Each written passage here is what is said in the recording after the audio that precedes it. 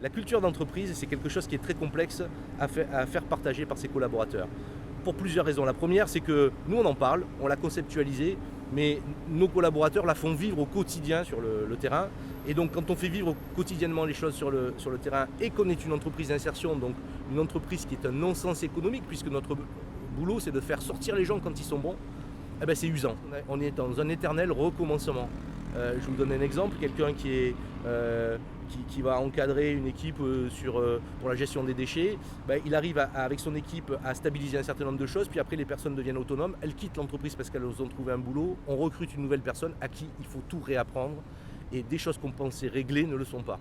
Donc ça, c'est a priori quelque chose qui est extrêmement pénalisant et difficile à vivre pour notre encadrement.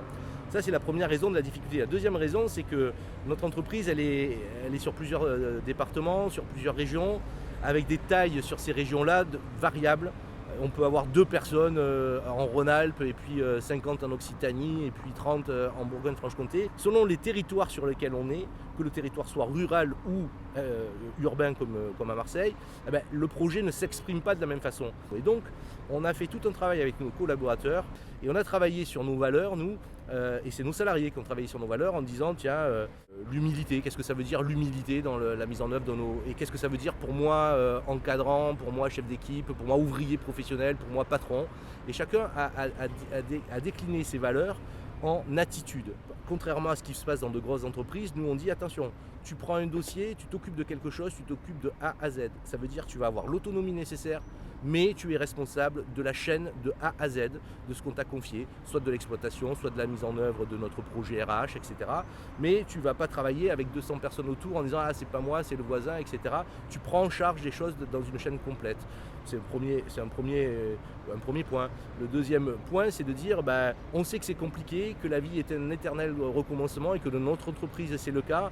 On accepte aussi de ne pas avoir un regard aigri sur les choses ou arrêté sur les choses parce que c'est pas parce que ça a marché ou pas marché une fois que ça ne marchera pas la seconde fois. Et ainsi de suite, avec des choses simples, du bon sens, mais qu'on anime au quotidien, au travers de réunions de direction, au travers du système d'évaluation annuel, quand on fait des entretiens annuels d'évaluation, où ces sujets-là deviennent centraux et où on va évaluer notre personnel sur qu'est-ce qu'il a fait au titre du portage ou de la mise en œuvre de nos valeurs et qu'est-ce qu'il a réussi et qu'est-ce qu'il a moins bien réussi.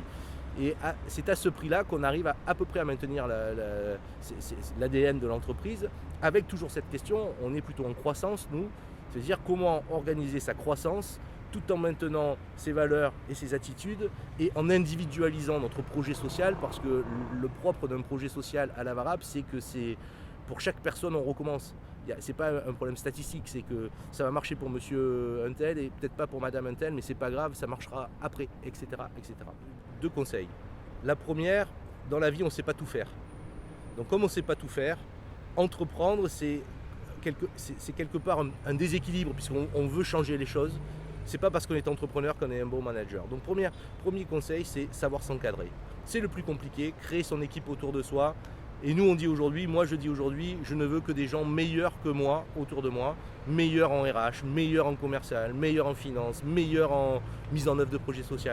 Ça veut dire laisser la place et ça veut dire avoir l'humilité de ne pas tout savoir et d'aller chercher ces personnes meilleures que soi sur un secteur. Le deuxième conseil, c'est partir du principe que les organisations, elles sont vivantes. Donc si une organisation est vivante, ce qu'on pensait vrai il y a 10 ans, il y a 20 ans, c'est peut-être plus vrai aujourd'hui.